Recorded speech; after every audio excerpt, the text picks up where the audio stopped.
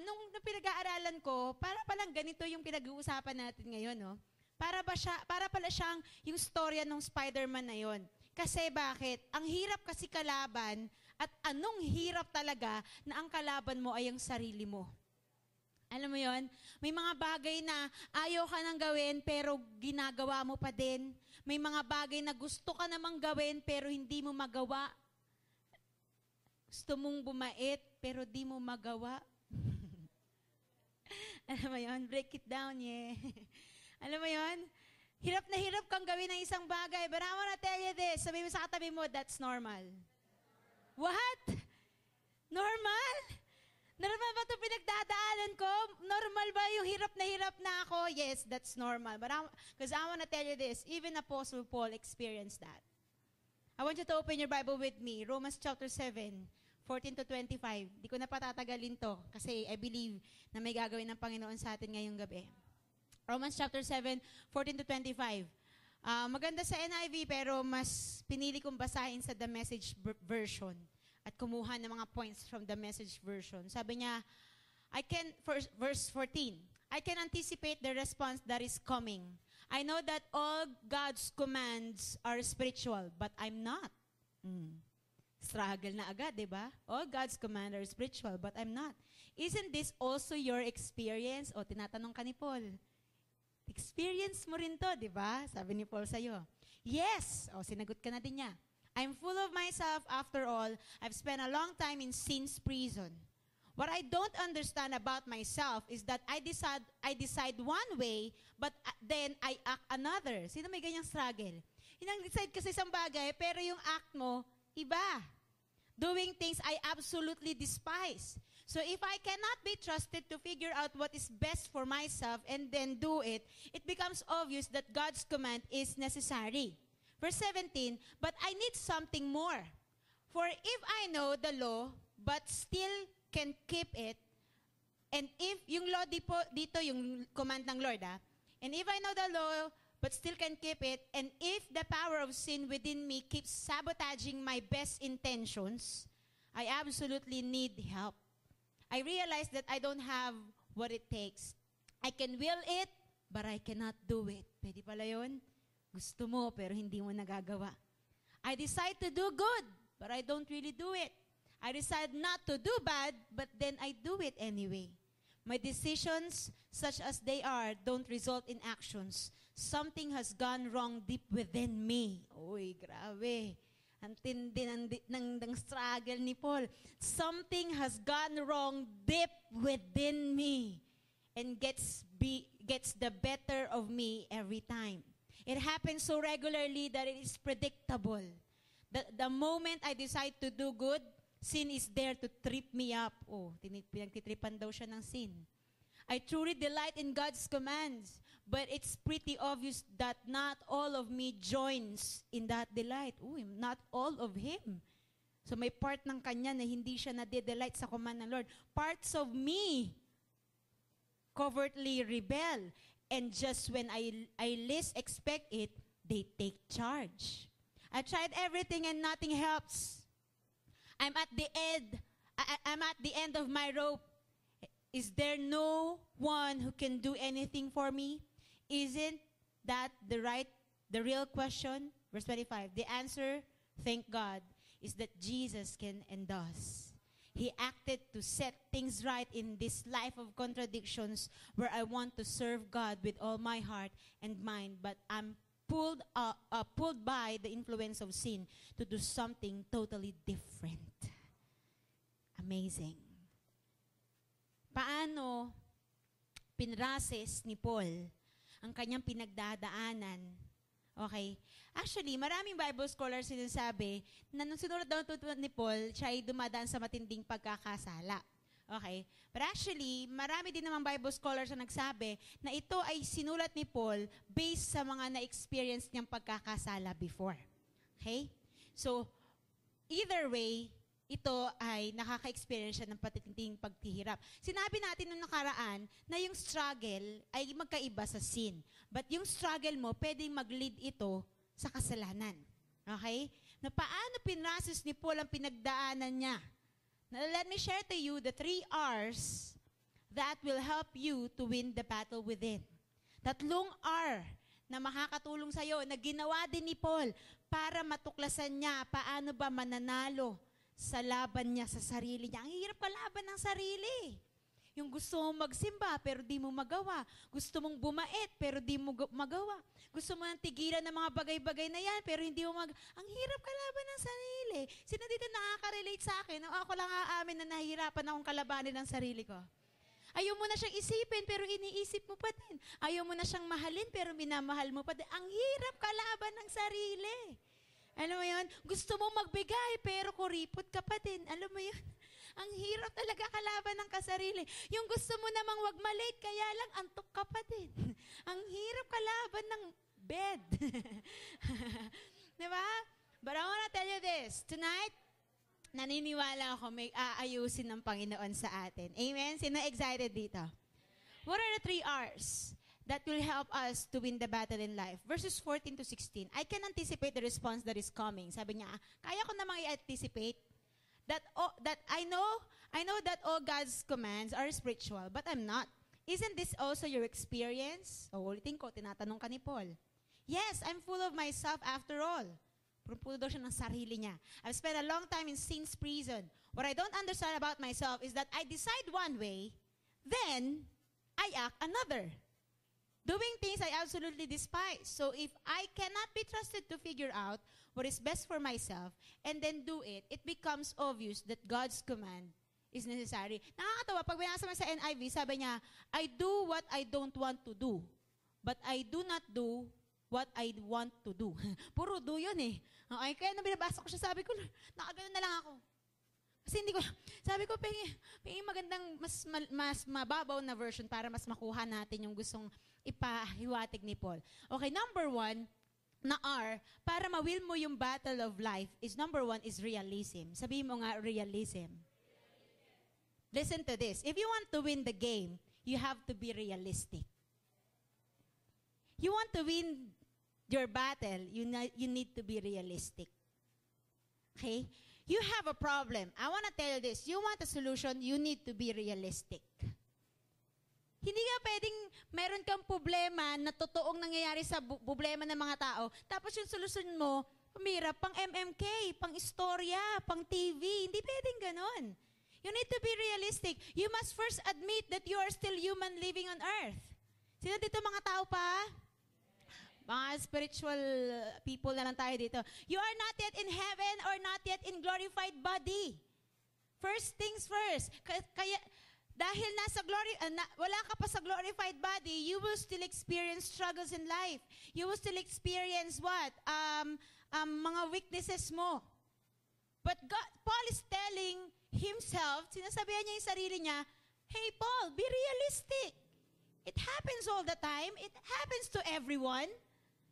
Just be realistic. Sabi mo sa katabi mo, be realistic. Hindi ka talaga si Superman, aminin mo na yan. Hindi ka si Batman. Ikaw ay natural na tao. May lakas at may kahinaan. Natutuwa, pero nasasaktan. Amen ba? Yumayaman minsan, pero minsan, naghihirap. Umamin ka muna bago ka humarap sa laban. Hindi ka mananalo sa gera kung ang isusuot mo yung costume ni Superman o ni Spider-Man. Hindi ikaw yun eh. You need to be realistic. Ito ka. Alam mo yun? One time, meron akong ka-office mate, interview siya. Sabi niya doon sa ini-interview niya, okay, fresh graduate yung ini-interview niya. Ganito yung pagkakasabi niya. Okay, so what can you bring on the table? Sabi ng fresh graduate, that's figure of speech. Ibig sabihin, anong kaya mong ibigay sa kumpanya? Okay? Kaya sabi ko, Brad, fresh graduate yun. Siyempre, para malaman ko, anong sinagot sa'yo? Sabi niya, I'm sorry.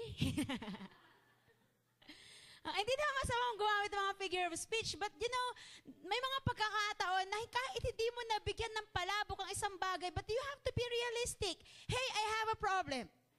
Hey, hindi ako okay. Okay? Grabe yung mga binitawan ni Paul dito, para bang nilalaglag niya yung sarili niya. Mababasa to ng marami. Nababasa nga natin ngayon eh. Hirap na hirap siya.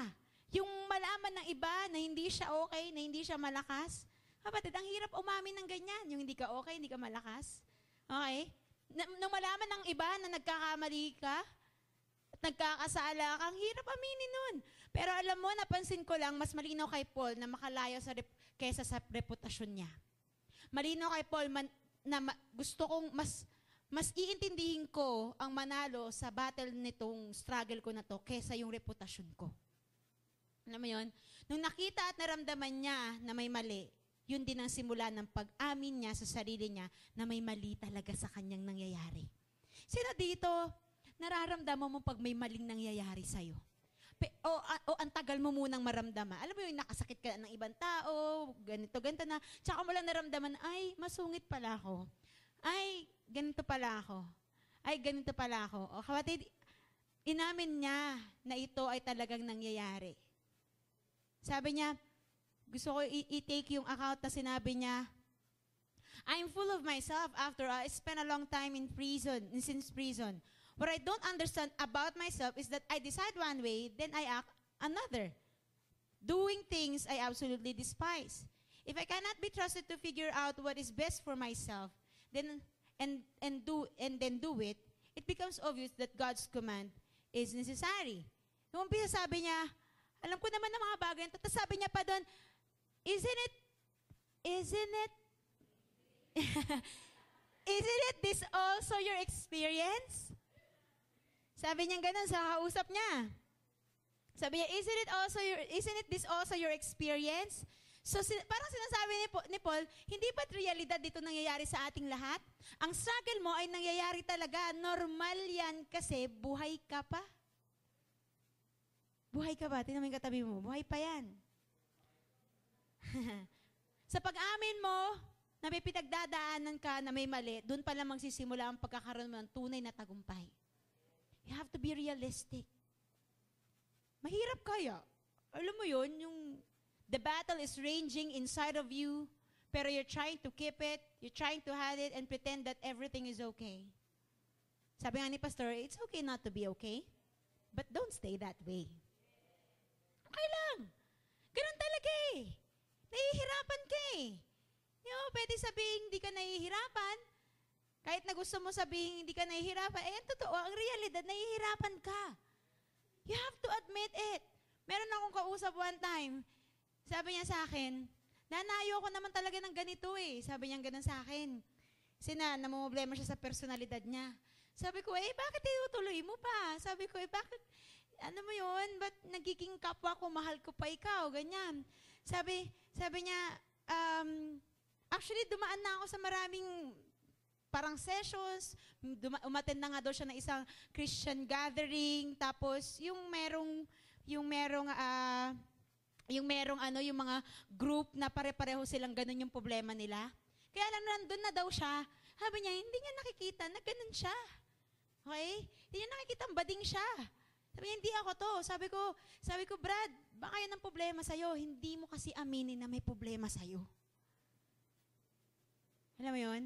Kaya minsan tingin natin, pag sumasama, hindi ako to, hindi ganito eh. Pero kapatid, baka kailangan mo muna, alam mo, kaya hindi nadidil sa kanya. Hanggang ngayon, talaga nahihirapan pa rin siya. Bakit? Kasi never namang pumasok sa isip niya na ganun siya. Walang acceptance. Kapatid, gusto ko malaman mo, uulitin ko, do not try to hide something and pretend that everything is okay, especially if your situation is not okay. Kaya kapatid, pag may namatayan, huwag mo namang sabihan, okay lang yan. Hindi okay yun. Namatayan eh.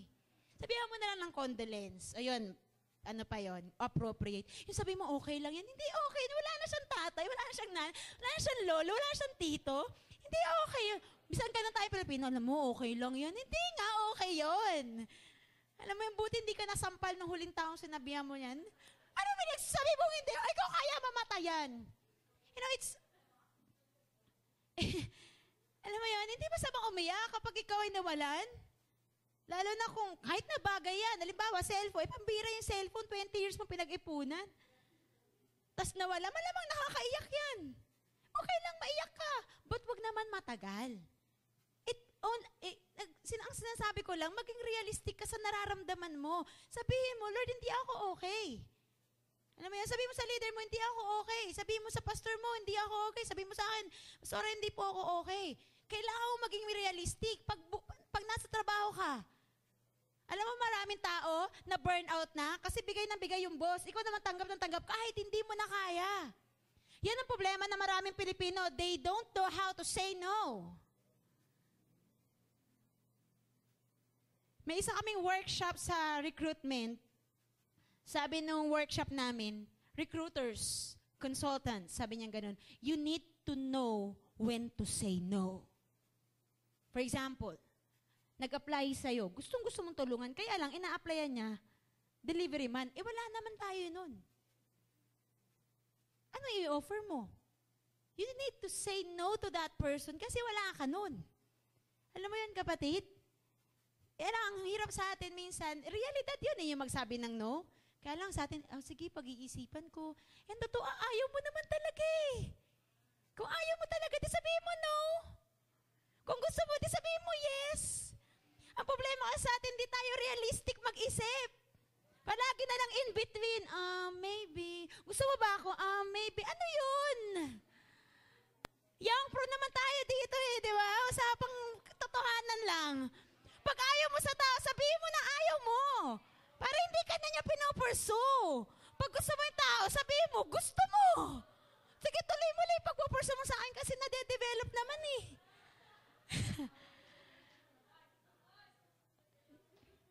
You have to be realistic. Come on. Even, ganyan na lang, ayaw niyang taniman. Baka meron, may gusto magtanim dito, ha? In relationship, you need to be realistic. Oo, may honeymoon stage. Pero kapatid, realistic dapat. Alam mo yun? Pagpipili ka, kapatid, alam ko may standard ka, pero please naman, yung may realidad naman yung standard mo. Yung standard mo, pang anghel, yung level. Maniwala ka, wala nang bababa. Yung huling bumabang angel dito, hindi mo gugustuhin, maniwala ka. Kilala mo ba yung huling bumabang angel dito? Na sumira ng mundong ito. Hindi mo gugustuhin. Tama ba? Kapag nag-set ka ng, girls, pag nag-set ka naman ng standard, please naman, yung katotohanan naman. Kasing kasing yaman ni Henry C. Saan mo naman makikilala? Yung pumunta ka sa kamag-anak ni Henry C, baka meron naman talaga, kaya na sa circle of friends mo ba? I mean, sa group ng mga taong connected ka, meron ba doon? Maging realistic naman tayo. Okay po ba yun? Sa work mo, maging realistic ka naman. Pag hindi mo na kaya, sabihin mo sa boss mo, sir, kasi po may gagawin pa po ako ng ganito. Hindi ko po sa tinatanggihan, pero baka lang po kasi maipit po sa akin. May magandang way naman ng pagsasabi ng no. Baka po sa akin maipit yung gawaing ito kasi po may ano po ako. Alam mo yun, you need to be realistic. Kaya minsan, struggle tayo kasi nga hindi realistic ang pag-iisip natin. Si Paul, sinabi niya dito, sabi niya, isn't this your experience as well? Experience mo rin ba to? Tinatanong ka ni Paul ngayon. Pareho ba tayo? Kapatid, ang struggle ay mas matindi at mas mahirap kapag pinipilit mong itago at kapag paulit-ulit mong pinipilit lang nakalimutan. Ang struggle, hindi yan kinakalimutan, dinidil yan. Hindi yan kalimutan na lang natin nangyari, hindi. Huwag mong kalimutan, i-deal mo. Kasi pag hindi mo yan na-deal, maniwala ka, kala mo wala lang yan. Ayun pala, para yung puno na matagal lang, alam mo yun, matagal lang bumunga. Kapag napaulit-ulit yan, maniwala ka, sasabog na lang yan. Kaya mo yan naramdaman na may mali, na may battle, kasi kailangan mong i-deal. Okay, maging realistic tayo. Ano man ang katayuan mo sa buhay, maniwala ka. Mayaman ka man, mahirap ka, may struggle. Nakatapos ka man o hindi ka nakatapos, may struggle. Leader ka man o member ka man, struggle. Babae ka, lalaki ka, may struggle. Nung hindi ka Christian, may struggle ka. Nung naging Christian ka, may struggle ka pa rin. Hindi naman pinangako ng Lord na kapag naging Christian ka, wala kang struggle eh. Ang pinangako niya lang, kasama mo siya sa anumang pagdadaanan mo sa buhay. He will never leave you nor forsake you. Kasi nga, buhay ka pa rin at nasa lupang katawan ka pa rin. Alam mo yun, kapatid? Yung struggle mo sa pera, realidad yan. Sino ito may problema sa pera? May struggle sa pera. Realidad yan. Huwag ka mag-alala. Matatapos din yan. Matatapos din yan. Yung struggle sa work. Sino dito may struggle sa work? May mga iniwan kaninang struggle. Alam mo yan? O bukas, maging realistic ka. Harapin mo yan. Okay? Harapin natin yan. Harapin natin yung realidad. Yung may problema ka sa heart. Sino dito may problema sa heart? Yung ang kanta mo hindi lang ikaw. Hindi lang ikaw ang nahihirapan. Damdamin ko rin ay naguguluhan. Ano yan? Tapos anong sabi doon? Bulong ng isip, huwag kang pakawalan. Ngunit ang puso ko'y kailangan kang iwan. Ganun yung struggle mo eh. Bulong ng isip. Sabi ng isip mo, iwan mo na. Ay, huwag mong pakawalan. Mahal mo yan eh. Tapos sabi ng puso mo, hindi, iwan mo na. Kapatid, maniwala ka. Ito sasabihin ko sa'yo. Realidad yan. Nangyayari talaga yan. Yung struggle mo sa family, realidad yon. May struggle ka sa small group mo, realidad yan. May struggle sa network, congratulations, realidad yan ng buhay. Even Jesus Christ experienced that. Okay? Natanong, kailan mo aaminin may mali? Kailan mo aaminin na nahihirapan ka? Kung ako sa'yo, ngayon na. Aminin mo na. Maging realistic ka, kapatid. Lahat pala ng tao dumadaan dyan, di aminin mo na lang. Amen po ba? Number 2, sino dito excited pa? Sabi yan, verse 17, but I need something more. Oh, I need something more. For I know that the law, I know the law, but still I can't keep it. And if the power of sin within me keeps sabotaging my best intentions, I'm absolutely need help. Tapos sabi niya, I realize that I don't have what it takes. I can will it, but I cannot do it. I decide to do good, but I don't really do it. I decide not to do bad, but then I do it anyway. My decisions, such as they are, don't result in actions. Something has gone wrong deep within me and gets the better of me every time. It happens so regularly that it's predictable. The moment I decide to do good, sin is there to trip me up. I truly delight in God's commands, but it's pretty obvious that not all of me joins in that delight. Parts of me covertly rebel, and just when I least expect it, they take charge. So pag naging realistic ka na something wrong, okay, pangalawa, realization. You need to evaluate. Alamin mo kung saan mali. Anong root? Bakit may battle? Bakit nagkaroon ng struggle? Sabi ni Paul, I realized that I don't have what it takes. May na-realize siya. Okay? Sa pagdideal ng iyong battle, ng iyong struggle, dapat meron kang word na ganito, I realize. May mga magaganda siyang intentions pero hindi niya daw magawa. May mga decisions siya pero hindi naman yon ang sinasabi na actions niya. Tapos nakakagulat, sabi niya sa verse 21, ano sabi niya sa verse 21? It happens so regularly that it is predictable. Uy, ang struggle pala, mapapansin mo yan. Kasi alam ni Paul na regularly nangyayari na daw ito, kaya daw ito ay predictable, na kaya niya nang i-predict, ito mangyayari sa akin. Kasi paulit-ulit na lang. Meaning, kitang-kita niya, alam naman niya na may mali at alam niyang umuulit-ulit ito sa kanyang buhay. Sino dito merong umuulit-ulit na mali o struggle sa buhay mo at nakikita mo, ito na naman. Mangyayari na naman to sa akin. Ito na naman. Magkakaroon na naman akong problema sa finances. Ito na naman. So, ibig sabihin pala, tama si Paul. Predictable na pala ang mga labang ito. Kaya wag mo na ikagulat. Kasi nga, realidad yan eh. So, may, for example, nagkaroon ng problema sa family. May problema sa pamilya. Para namang hindi kayo dumaan sa ganyan, di ba? Ako, ito isa sa predictable na nangyari. Pag si Papa umupo na sa inuman, alam ko na susunod na mangyayari. Mag-aaway na sila. See? It's predictable. Maniwala ka, pag itong bagay na to ginawa mo, alam mo na ang susunod na mangyayari. Sino dito aawi, alam mo na yung susunod na mangyayari. Pag itong bagay na to binigyan mo ng pansin, alam mo na susunod na mangyayari. Mafo-fall ka dyan eh. Pag itong bagay na to binigyan mo ng pansin, alam mo susunod na mangyayari. Ikayayaman mo yan eh. Alam mo na susunod na mangyayari. Yung pag-aano mo dito, pag-offering mo dito, alam mo na susunod na mangyayari dyan. Amen ba? Dapat ina-anticipate mo na yon. Lord, alam ko na susunod na mangyayari, Kasi last money ko na to, Lord, Pero grabe ka naman talaga, Alam mo yun, di kita mahindian, Alam mo na yung susunod na mangyayari, kapatid. Kaya ako hindi naniniwala, yung nabuntis, tapos sasabihin nila, nakalimot po kami. Ginawa nyo yon, hindi mo in-anticipate na mabubuntis siya. Kapatid, dapat alam mo na ang susunod na mangyayari. Ano yung nagulat ka pa, buntis ako, Ang pwede lang gumawa niyan, si Mary. Pero hindi na nga niya kinagulat kasi nga kinausap na siya ng banal na spirito. At gusto kong malaman mo, wala nang susunod na Mary. Utang na loob. Yung second coming ni Jesus, hindi na pagkapanganak. Okay? Huwag ka nang magpanggap. Ang banal na, anong banal na? Sinama mo pa yung Holy Spirit sa kalokohan mo. Alam mo yun, kapatid? Sumama ka sa Kanya sa lugar na yun. Alam mo na dapat ang susunod na mangyayari. Hindi ko naman kasi alam. Hello! May gusto siya sa'yo, may gusto ka sa Kanya. Tapos sinama ka niya sa kwarto niya, kayong dalawa. Dapat alam mo na susunod na mangyayari. Come on! Young pro, dapat alam mo na. Na-late ka kanina, alam mo na susunod na mangyayari, ipapatawag ka. May memo ka na. Sabi ni Paul, this is predictable.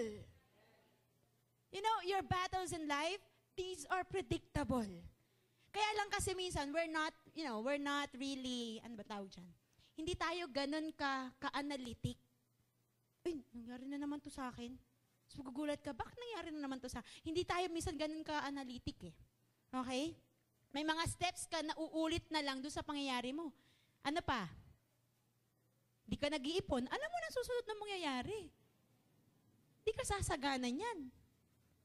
Di ka nagtatights, di ka nag-offering. Alam mo na susunod na mangyayari, pambira. Pwede mawalan ka ng trabaho, maghirap ka, magkapeste-peste ang buhay mo. Alam mo na.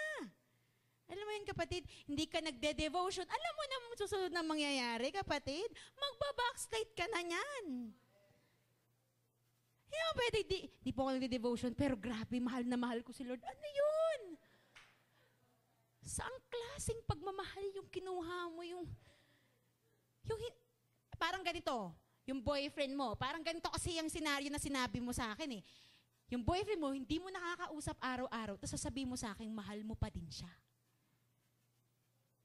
Hindi nga kayo nag-uusap Hindi mo nga nare-receive yung I love you niya Paano mo sasabihin, mahal mo pa din siya?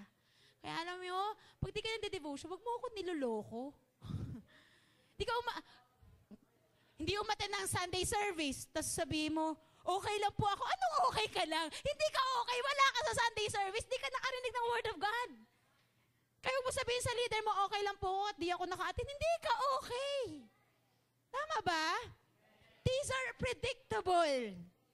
Amen po ba? Yung pag yung nanay mo, nagsimula ng gumanyan, alam mo na, di ba? Susunod na mangyayari? Ito wala naman si mama dito. Ito, isa sa kaya ko pang i-predict. Pag yung mama ko, pinagalitan na yung panganay namin, alam ko na yung susunod na mangyayari. Pagagalitan niya yung pangalawa, at alam ko na rin ang susunod na mangyayari, pagagalitan niya din ako. Predictable. These are predictable. Sabi ni Paul, sabi niya, I can predict it. Ano ba? Sabi niya sa verse 23. Sabi niya, but it's pretty obvious that not all of me joins in that delight. Love ko naman yung command ni Lord. Kaya lang, sabi niya, masaya naman siya sa command ni Lord, pero sabi niya din, may parte sa buhay niya, may parte sa katawan niya na hindi nagiging isa dun sa kasiyahan niya sa pagsunod sa kagustuhan ng Lord. Parang ganito, nabasa mo, love your enemy. Gusto mo naman yon, tama ba? Gusto mo yun Kaya lang may part ng sarili mo na parang kumakawala, parang kang si Spider-Man. Parang kang may venom, gumaganon. Parang sinasabi, hindi mo pwedeng mahalin yun, inaway ka nun Di ba Facebook ka nga nun? Binlock ka nun Di ba in-unfriend ka nun? Di ba ganito ginawa niya? So ngayon, yun yung sinasabi ni Paul. Mahal ko naman yung word ng Lord, mahal ko naman yung command ng Lord, pero there's part of me na realize niya, merong parte ng buhay niya, ng pagkatao niya, hindi hindi totaling minamahal yung word ni Lord. Parang sabi niya ito, go and make disciples. Therefore, go and make disciples. Gusto mo naman yon. Gusto mo maging sold out doon eh.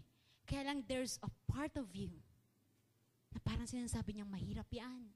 Di mo kaya yan. Alam mo yun kapatid? Struggle. Sino dito na medyo nararanasan mo yan ngayon? Sabi ni Lord, preach the word. Gusto mo naman yon. Tama ba? Sino dito gusto mo na magamit ka ng Lord to preach His word? Gusto mo naman yon. Kaya lang there's a part of you na magsasabing nakakahiya. Baka, alam mo yan? Baka pagtawanan ka. Baka hindi ka pansinin. And then kaya sabi ni Paul kanina, di ba, experience mo rin ito? Sino dito nakaka-relate kay Paul ngayong gabi? You have to evaluate your life and situation. You have to know yourself. Evaluate not just your strength, but also your weaknesses. Alam mo yan? Isa sa pinakamatinding at importanteng malaman mo, yung blind spots mo. Alam mo yung blind spots mo? Mahirap matukoy ang blind spots, kapatid. Kasi yan ang pinaka hindi mo makikita. Pero maniwala ka, yung sasabihin ng leader mo, ng pastor mo, o yung mahal mong kaibigan, kahit na masakit yon, sasabihin niya pa rin sa'yo, kapatid, baka yun yung blind spot mo. Alam mo yun? Alam mo, mabait ka naman eh. Kaya lang kapag ganito ka na eh. Tapos hindi mo yun napapansin. Okay? You have to evaluate even your weaknesses. Listen to this. You will never overcome your struggle unless you know it is a struggle. You will never overcome your weakness unless you know it is your weakness. Naalala ko na naman, si Duterte, tinanong yung nanay ni Duterte, ano pong weakness ni Mayor Duterte nung mayor pa siya? Kasi parang wala siyang kahinaan, di ba? Kahit susulan mo, hindi, wala eh. Sabi ng nanay niya, babae. Sino dito weakness mo babae? O weakness mo lalaki? Alam mo yun? Hindi naman nesesaryong gwapo eh. Kaya lang minsan, kapag naramdaman mong, ito tapatan na lang, sabi ko kanina maging realistic. Alam mo naman, di ba, kapag merong something sa'yo. Alam mo yan, huwag mo kong lokohin. Wala ito showbiz lang. Wala po Ano, may something ba sa inyo? Wala Araw-araw kayo magka-text, wala? Ang malapit dito, siya araw-araw mong ka-text, yung leader mo, hindi mo man lang ma-text. Tapos sasabihin mo sa akin, well, parang hindi ko kasi mapag-ugnay. Kasi kung habit mo ang pagtitext, di sana pati yung, dapat mas madalas, leader mo yung ka-text mo, tama ba? Di ba? O kaya minsan, alam mo yun, minsan may nakikita ko dito eh. Hindi naman dito. Minsan may makita ko mga kabataan, yung parang call center agent. Nandito na yung mouthpiece, kinakain na nga eh, nagsasalitang ganyan. No? Kala mo lang, araw-araw may customer eh. Tapos, sabi ko, anak, sinong kausap mo? I mean, yung kaibigan ko po. Magdamag na, sana magkausap. Tapos sasabihin niya, wala lang po. Wala lang po. Nag-spend ka ng ganun kataga. Halos kainin mo yung mouthpiece. Sasabihin mo sa akin, wala lang. Parang hindi naman yan katugma-tugma, kapatid. Okay? But you have to know, you have to realize, there's something wrong. You have to realize that you have a struggle. Napansin ko, kaya pa ulit-ulit ang struggle kasi una, hindi naman nadidil ang root cause. O yung root nito. Pansinin mabuti, bakit pa ulit-ulit na parang ganun ang struggle mo, for example, sa money? Bakit parang ganito na lang lagi struggle ko sa money? Bakit parang lagi akong kulang? Bakit laging kapos? Bakit yung sweldo ko literal, dumadaan lang? Hindi nag-i-stay sa eh. Alam mo yun, pag nalaman mo, sweldo na ba? Oo, pagpunta mo ng bangko, wala. Hindi na nag-stay dun sa bank account mo. Kahit man lang one day. Baka may paulit-ulit kasing mali sa lifestyle. You have to realize those things. Evaluate. Pag may paulit-ulit na struggle sa work, kasi baka may paulit-ulit na wrong mindset sa work or wrong attitude sa work. Okay? Bakit paulit-ulit ang problem sa family? Baka kasi may cycle ang family na dapat maputol. You have to check everything. Bakit paulit-ulit na struggle sa love life? Kasi baka may maling pagtingin sa love life. Okay? O maling response sa love life. Baka ang bilis mong mag-judge, hindi ka marunong magtiwala. Ano mo yun? Bakit lagi ang breakup nyo, laging selos ang dahilan? Yung totoo, Yung naging karelasyon mo ba ang may problema o ikaw na hindi ka marunong magtiwala sa Kanya? Lang yun pag-isipan natin yun Sabi ko nung nakaraan, na-post ko to Tsaka sinabi ko nung nakaraang week. Bakit lagi may problema ang mga pa-fall? Yung totoo, yung may problema ba? Yung akala mong nagpa-fall sa'yo o ikaw na na-fall? Kasi akala mo may something siya sa'yo. Bakit patuloy may problema sa bisyo? Yung totoo, baka may maling pagtingin na kapag tinanggal ka to, meron akong kaibigan ganito, pag tinanggal niya daw yung yosi niya, doon siya mag-start magkasakit. Kaya hindi niya tinatanggal. Sabi ko, hindi ka magkakasakit na mamamatay ka na lang. At least di siya nagkasakit. Tama ba? Tama ba? YP, saan may parang paulit-ulit sa'yo? Evaluate it. Sana may ma-realize ka. Sana maging kagaya ka ni Paul. Sabi niya, I realize that I don't have what it takes. I realize. May isang pinaka-importanting part sa realization ni Paul. Na-realize niya na he doesn't have that what it takes to win his battle. Wala siya nun. Paul realized that he's too weak for this. That he cannot win alone. Kaya nasabi niya in verse 24 and 25, this is my last point. Sabi niya, I've tried everything, nothing helps. I'm at the end of my rope. Sino nandyan na ngayon? Is there no one who can do anything for me? Isn't that the real question? The answer, thank God, is that Jesus Christ can and does. He acted to set things right in this life of contradictions where I want to serve with God with all my heart and mind, but I'm pulled up by influence of sin to do something totally different. Sabi niya sa NIV version, sabi niya, what a wretched man I am. Who will rescue me from this body of death? Thanks be to God through Jesus Christ, our Lord. So number 3, pangatlong R, para mawin mo yung battle, is rescue. Paul realized that he cannot do anything alone. Paul realized that he doesn't have that thing to make things right. The truth is, you cannot do it on your own. You need an ally. You need a hero. You need a savior. Dito papasok si Jesus. You know, yung palabas kanina, paano na-realize ni Peter Parker na may mali sa kanya? Una, sa aunt niya. May sinabi yung aunt niya doon na nagpa-realize sa kanya. Pangalawa, si Mary Jane. Sabi ni Mary Jane sa kanya, what's wrong with you? And then, pangatlo, yung alaala ng lolo niyang namatay.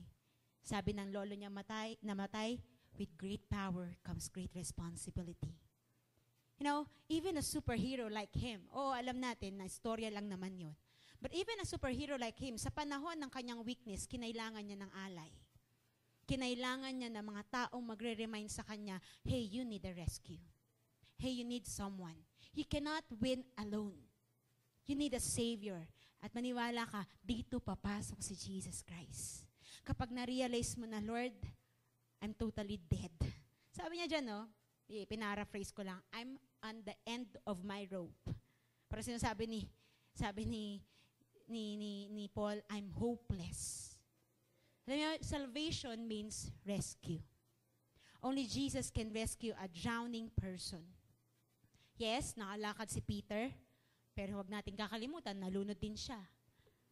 Pero isa sa pinaka-maikling panalangin ni Peter, walang speaking in tongues, walang kung ano-ano, sinabi niya lang, help me Lord, or help Lord. Lord, save me.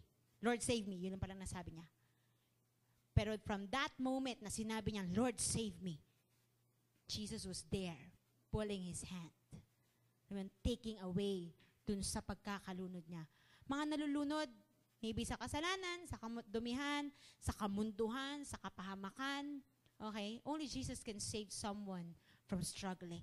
You know, hindi mo pwedeng sabihin sa akin na lalayo ka sa communication at sa relationship mo kay Lord just to finish and deal with your struggle. No. Marami sa atin, ganito ang pagkakamali. Kapag struggle, nahihirapan na, di mo na ako mag-church, di mo na ako mag-devotion, di mo na ako mag-mentoring, di mo na ako mag-small group. Kasi, ayusin ko muna yung sarili ko. Kapatid, iyan ang pinakamaling, ang tawag ito, pinakamaling words at action na gagawin mo when you struggle. Si Paul, ang dami niyang rant nung simula, di ba? Ang dami niyang sinabi, ang dami niyang pinagdadaanan. But he ended his rant wisely. He ended his struggle by knowing that it's Jesus who is the only one who can rescue him. Sino dito alam mo that Jesus is the only one who can rescue you? Kaya may struggle, maniwala ka. Kaya may struggle kasi may Savior. Kaya may struggle kasi may Savior. Tell you this. Maraming tao nagsasabi ganito eh. Kaya yan ibinigay sa'yo ni Lord kasi alam niyang kaya mo. Narinig niyo na yon? Kaya yan binigay sa'yo ni Lord kasi alam niya kaya mo. Hindi yan ibibigay sa'yo ni Lord nang hindi mo kaya. Tama naman yun, siguro. Kasi si God all-knowing. But I wanna tell you this, walang binigay si Lord na kinaya mo. Walang binigay si Lord na kinaya mo mag-isa. Wala. Kahit nung bata ka, nung naboblema ka ng piso, at ngayon namumblema ka ng 1,000, hindi mo kinaya yun na mag-isa. Binigay yun sa'yo ng Lord for you to realize that you need a Savior. Oo, may paghihirap, may pagsablay, may kamalian, pero wag mong kakalimutan, may tagapagligtas ka. Si Jesus yun.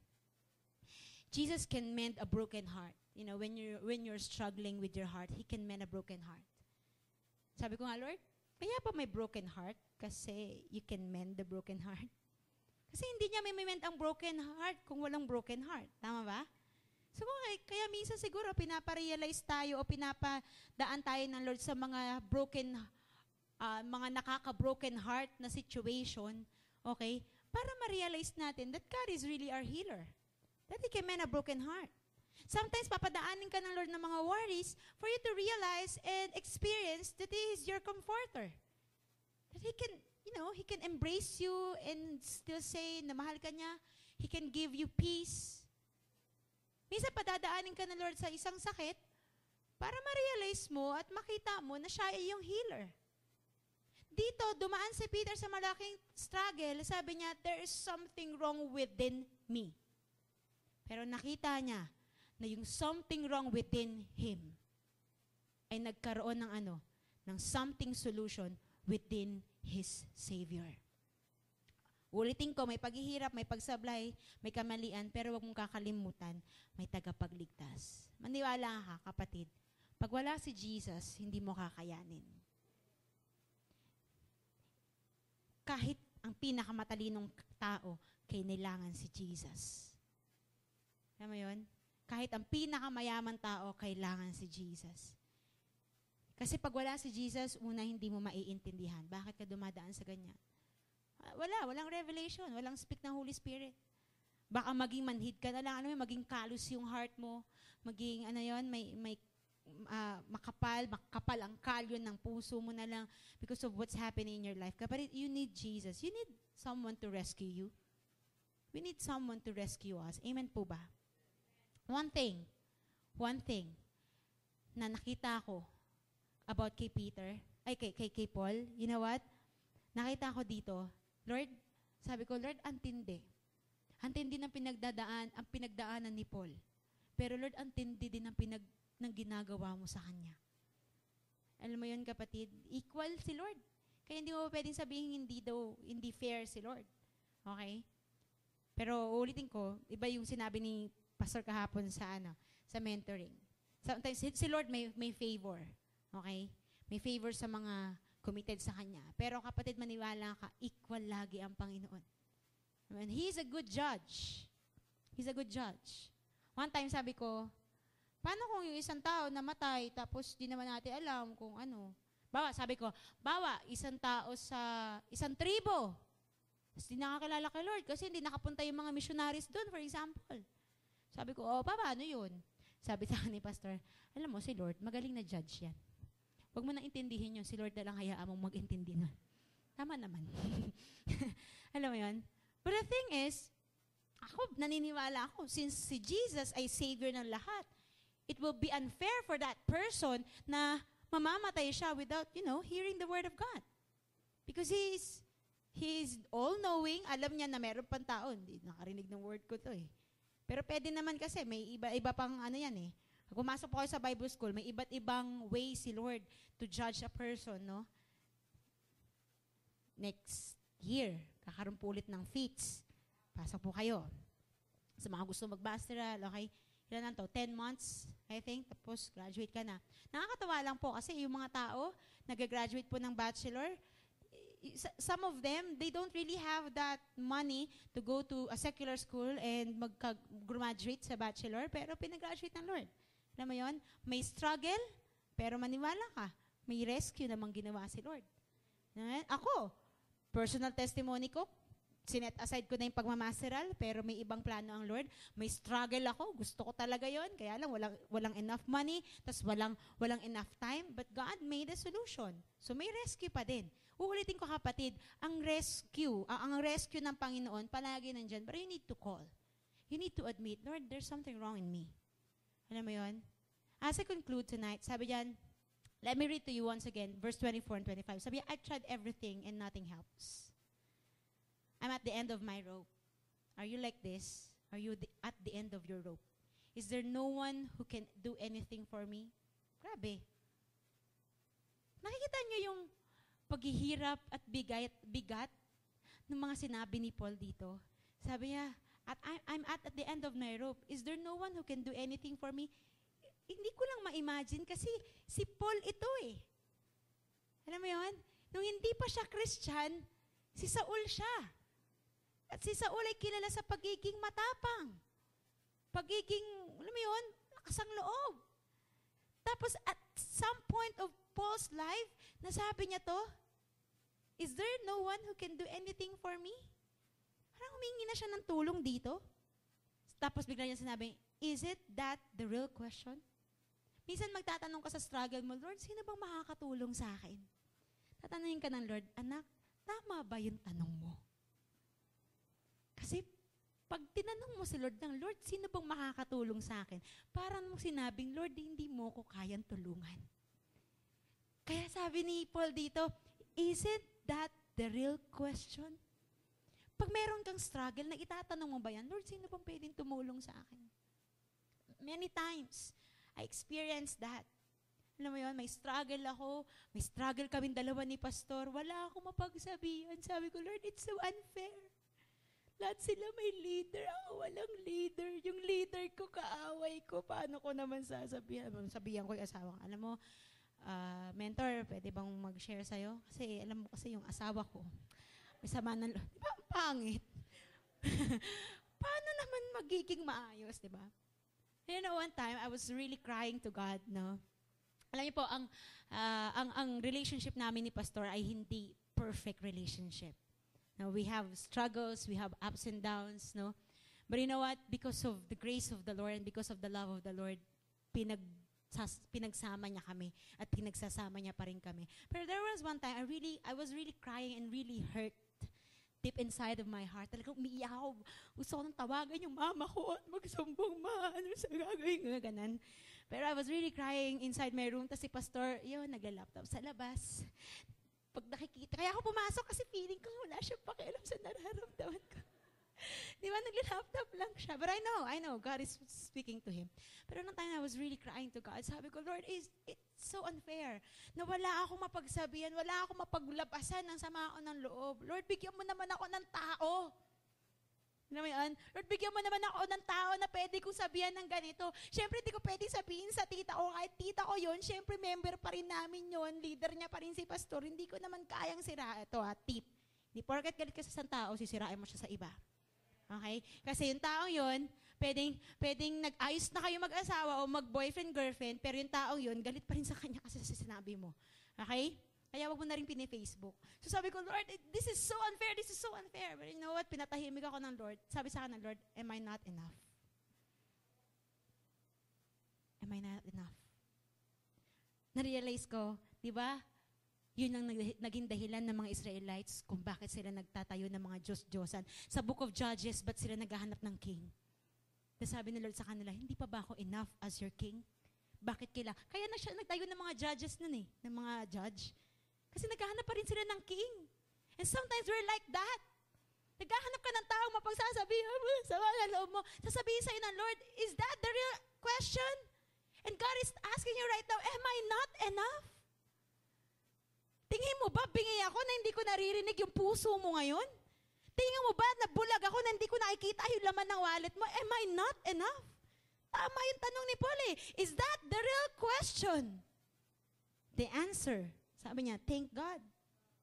Jesus can and does. He can and does. He acted to set things right. Wow. Kumilos si Lord to set things right. Acted, tapos na. Kumilos na si Lord to set things right. So kung ano man pinagdadaanan mo ngayon, kapatid, oo, mabigat, oo, mahirap. Minsan blinded ka kung magiging successful ba. But I want to tell you this, He acted already to set things right. Tinapos niya na, kaya kahit anong bigat, kahit anong hirap na pinagdadaanan mo ngayon, gusto ko malaman mo, papunta yan sa victory. Kasi He acted to set things right.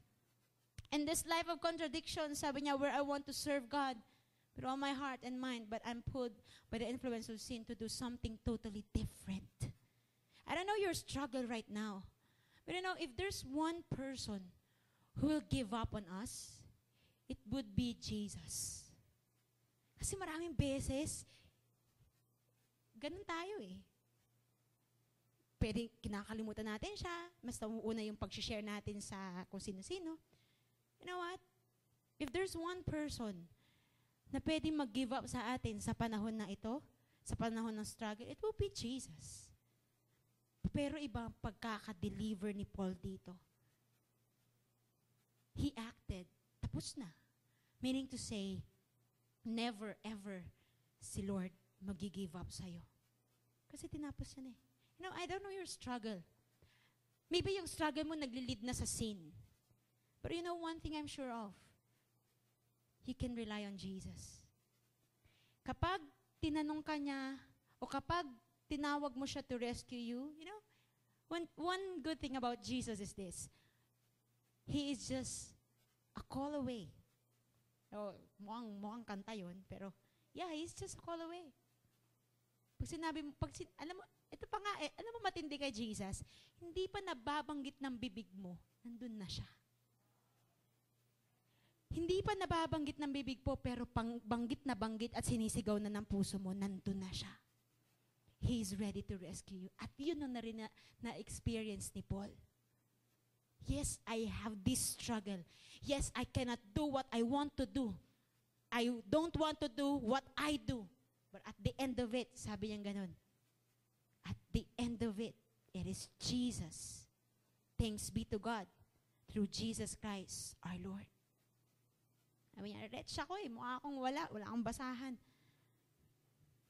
Sabi niya, who will rescue me from this body of death? But death, kasi kasalanan eh. Maghihiwalay talaga sa'yo sa Panginoon kasalanan eh. Pero sabi niya, thanks be to God through Jesus Christ. Sinasabi ni Paul, may magre-rescue sa akin at may nag-rescue sa akin. That is Jesus Christ. That reminds me of one song na alala ko kanina. Ang ganda ng song na to kasi napaka-realistic nung kanta. You know, I wanna tell you this. Maraming kang pagkukulang, maraming paghihirap. But one thing I'm sure of, Jesus is for you. He is for you. Uulitin ko, pwedeng sabihin ni Jesus sa'yo, okay, bahala ka na siya. Paulit-ulit na lang yung struggle mo na yun. Bahala ka na. But you know, never mo maririnig kay Lord yun. Hanggat namumuhay ka sa grace niya, hanggat namumuhay ka sa mercy niya, never mo maririnig sa Lord yun. You know, Jesus is for you.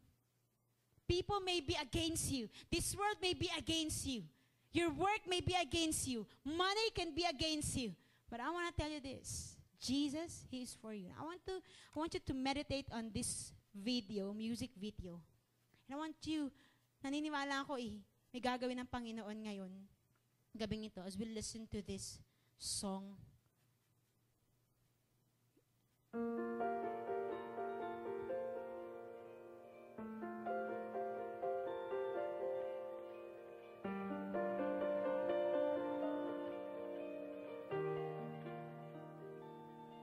So faithful,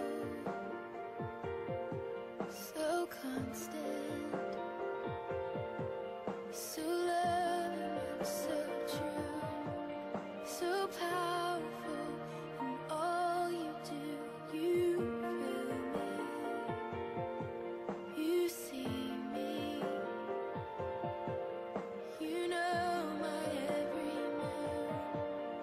You love for me to sing to you. I know that you are for me. I know that you are for me. I know that you will never forsake me in my weakness. And I know that you have come down, even if to write upon my heart, to remind me who you are.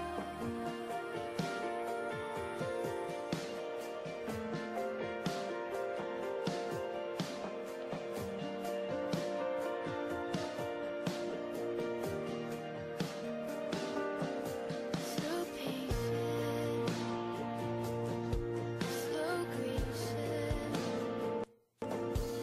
so merciful and true, so wonderful in all you do.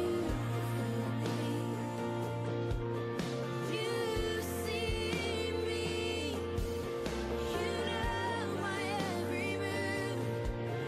You love for me to sing to you.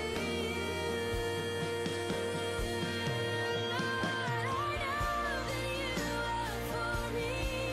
I know that you are for me. I know that you will never forsake me in my weakness. And I know that you have come down, even if to write upon my heart, to remind me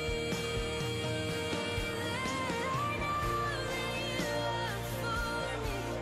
I know that you are for me. I know that you will never forsake me in my weakness. I know that you have come down, even if to write upon my heart, to remind me who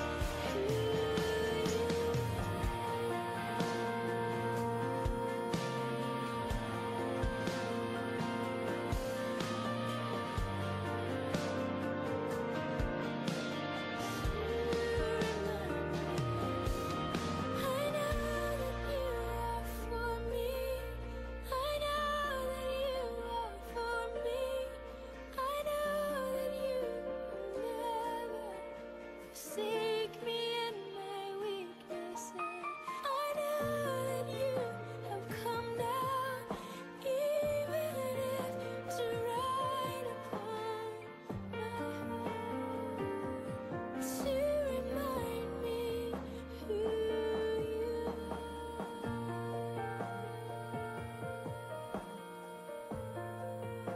You know, the song is just telling, kahit daw makita siya ng Lord at makita ng Lord yung mga weaknesses niya, kilala niya si Lord. Hindi siya i-forsake ng Lord. Sabi niya, you know my every move. You know what realization that I had upon listening. Si Lord, minsan kita niya na yung move mo papunta na sa kamalian eh. And He has all the right to, to punish you. But He's so gracious.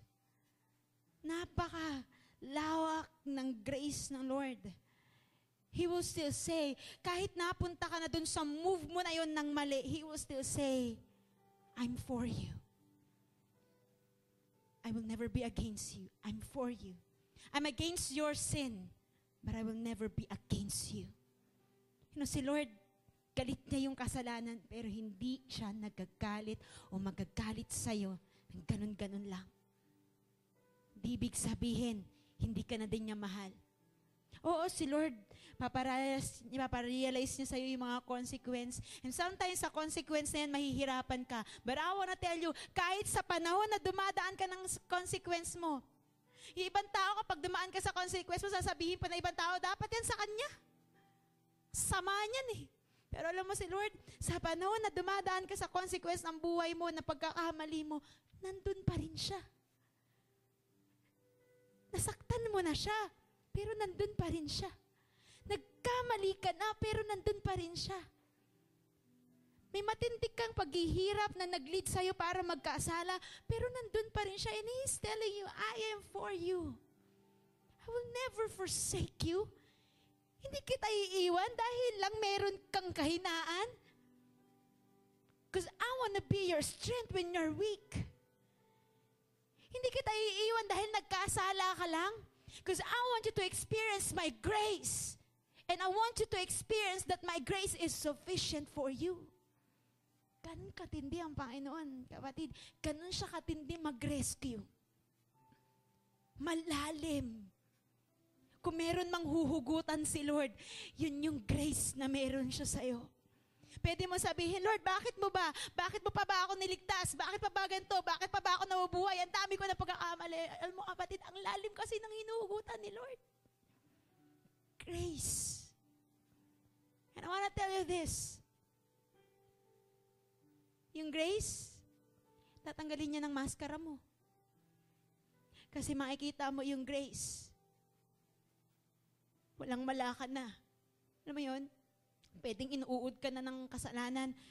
Pwede hirap ka na, pero yung grace, andun pa din. Nagagamit ka pa rin sa small group mo. Nagagamit ka pa rin sa mentoring mo. Di ba napaka-amazing nun? Pag bumalik ka sa devotion mo, may revelation agad siya sa'yo. Pwede namang magtampo si Lord. Pwede namang huwag siyang magsalita sa'yo. Pero hindi, kakausapin ka pa rin niya. Alam mo yun, kapatid? Magagamit ka pa rin niya para mag-preach. Magagamit ka pa rin niya sa mga lost souls. Ganun katindi, kahit na may struggle ka. I want you to realize how powerful the Lord Jesus Christ. I want you to close your eyes. Okay lang, kahit nakaupo ka.